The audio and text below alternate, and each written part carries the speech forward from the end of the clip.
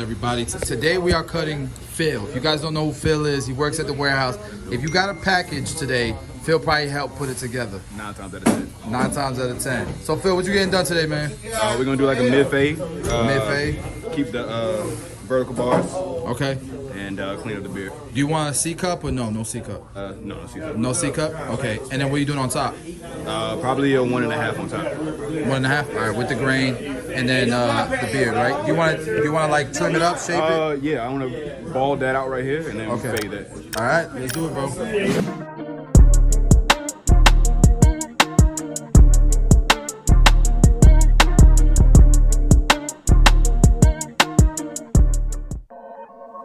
YouTube, what is going on? Thank you guys for checking out another one of my videos. So today we're gonna be doing a mid fade. He wants a 1.5 guard all the way open with the grain. So I comb the hair out to spread it out so that we can prepare it for a nice clean cut. And so we're going ahead and blasting through the top, going with the grain, and I'm making sure in my corners especially that, you know, I'm kind of seeing how the hair reacts to hair length, because you never know what's hiding underneath them corners. Might be a little light there. I don't think he is, but you still never know. It's my first time cutting his hair, so I just wanted to be extra careful.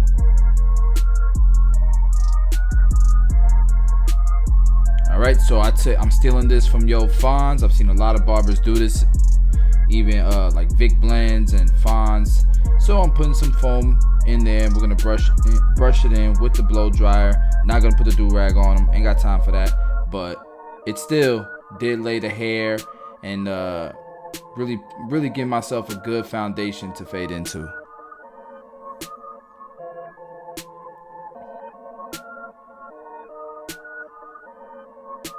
It also helped get everything laying nicer according to its hair growth pattern. Especially in this area, you see it starts looking fuller because you're getting everything to lay in the direction that it's supposed to.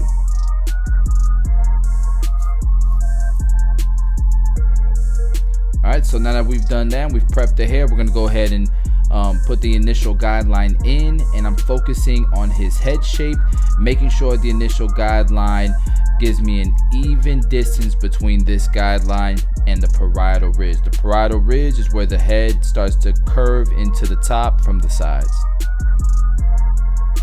I'm gonna do the same thing on this side, and I'm mostly paying attention to his head shape, even though both sides of his head can be different.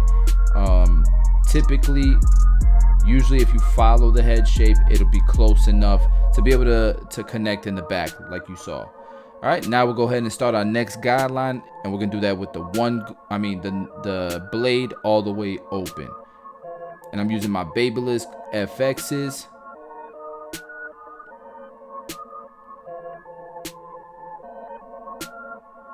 And we're getting a nice clean cut.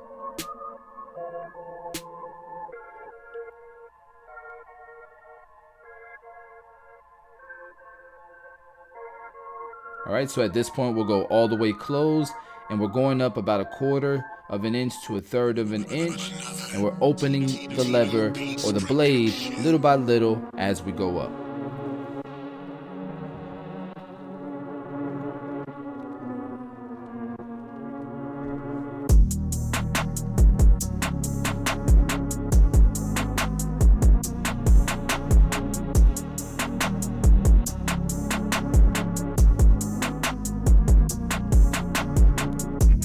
This particular haircut, and typically I'm gonna keep it real with you guys, usually I will do this entire section all the way around the head before I move on. I know sometimes in some videos I do one side and then I do the other, but typically I like to blast through each section before I move on to the next.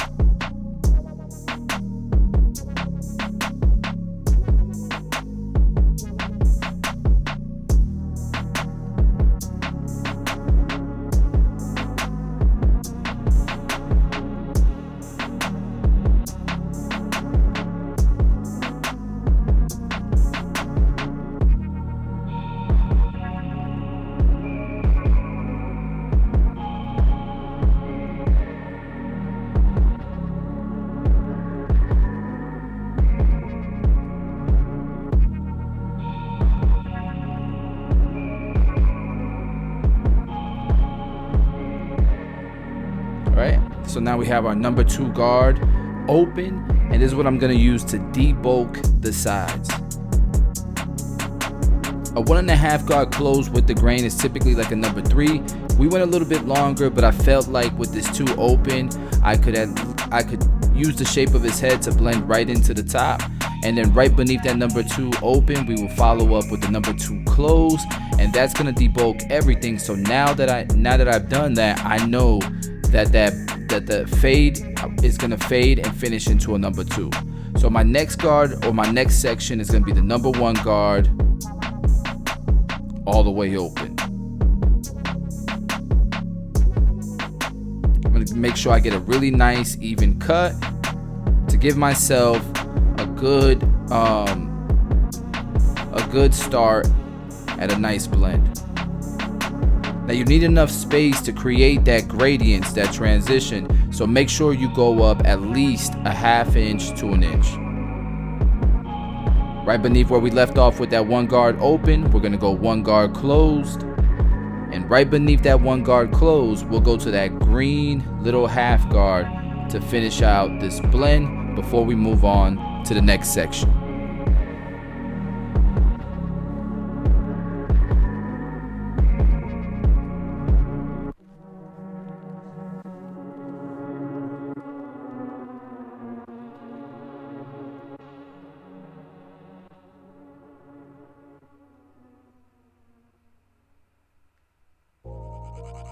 All right, here we are. We got the 1/2 guard. You can start off all the way open. I typically like to start off halfway open and then close it little by little until this section is blended.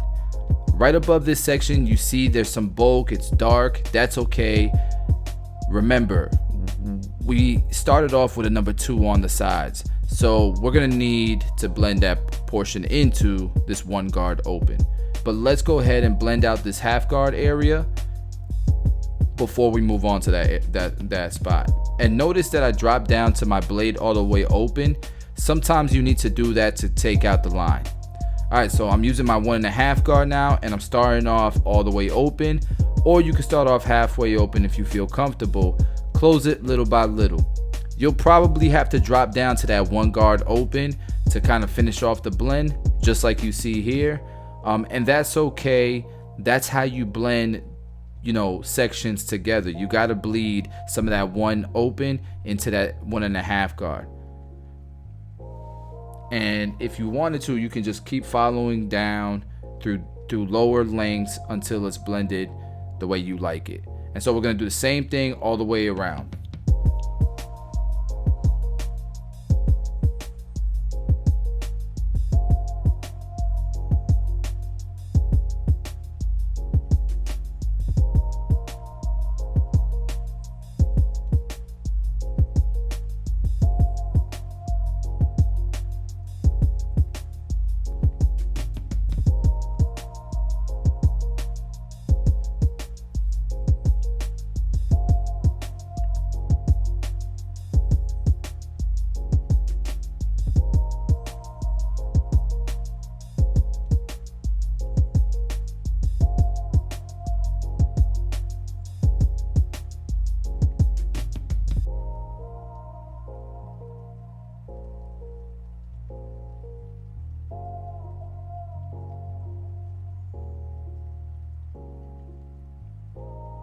All right, so we've used our 1.5 guard.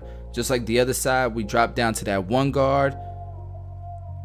And typically I'll go from 1 guard open right to 1 guard closed.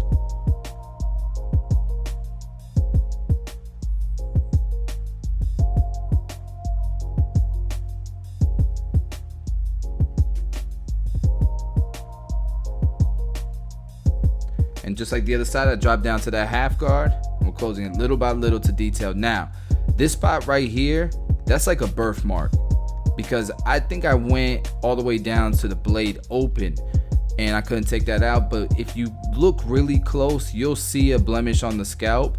I think right there, that spot right there is kind of like a birthmark. It's definitely darker on the scalp in that area. That's not necessarily hair, because I'm only using the blade open in that spot and it's still staying a bit dark. So I think the effort counts. I tried to knock that out, but I'm pretty sure that's what that was. All right, and now I'm using my trimmers to get it nice and tight on the sides, and then we move on to blending this beard. Now with the beard, he wanted the goatee to stay longer. He wanted to fade the beard in, and then we'll line it up. Definitely gonna enhance the cut to bring it to the next level, but first we want to make sure that the cut looks good, with or without the color. And you guys can see I'm freehanding his beard. I just want to give kind of a chiseled look to complement his face.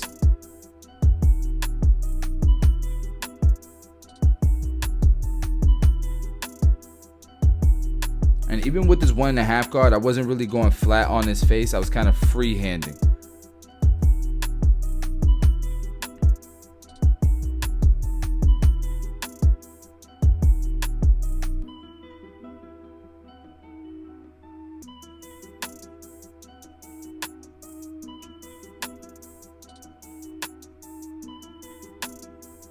All right, so here I wanted to make sure that I cut down the hairline nice and tight. That way I can get a sharp line.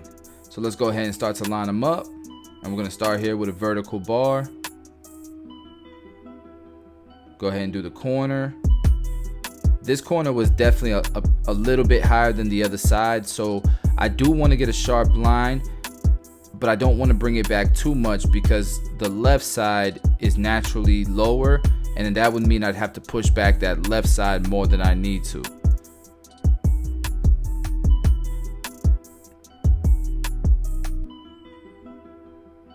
All right, so now we're doing the left side vertical bar. Create the corner, and then we'll move everything. We'll meet everything in the middle. So as long as those corners and those vertical bars are symmetrical with one another, we can easily walk this all the way over and meet in the middle.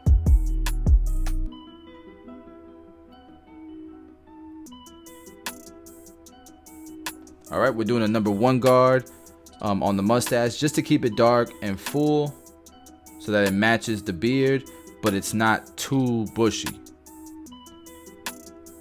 Still chiseling away. And now we can line up the mustache.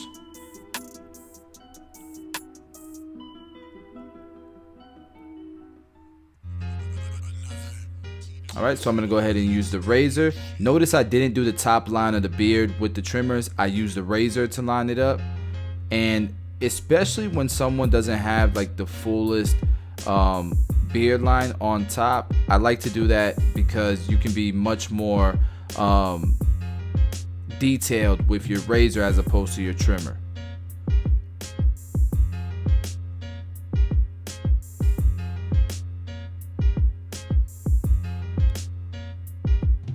Now I do afterwards touch it up with the trimmer, and this is just a key if somebody has like a curly textured beard and the beard is curling above the beard line, you can just knock it out with the trimmers. So we're gonna go ahead and get all the loose ends with the shaver. Time to enhance the cut with the 245 no drip, the Sean Cuts hair enhancement card, and the 245 Beam T XL. We got so many products now, and you can get all these products at 245.com. All right, I'm trying to make sure everything looks natural, but while bringing this cut to the next level. All right, and now we're detailing with a technique I stole from S-Craft Blends, and that fade is starting to come together.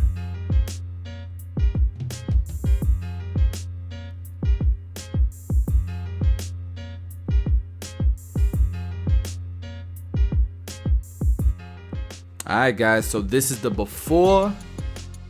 I hope you guys enjoyed the cut. I hope you guys learned something, and this is the after. Let me know in the comments what you thought. We drop daily content on this channel. Smash the like button, help me out with the YouTube algorithm, because I've been struggling on this platform, man. The algorithm doing me dirty. But with that being said, guys, I appreciate y'all. We drop daily content. I'll see y'all tomorrow.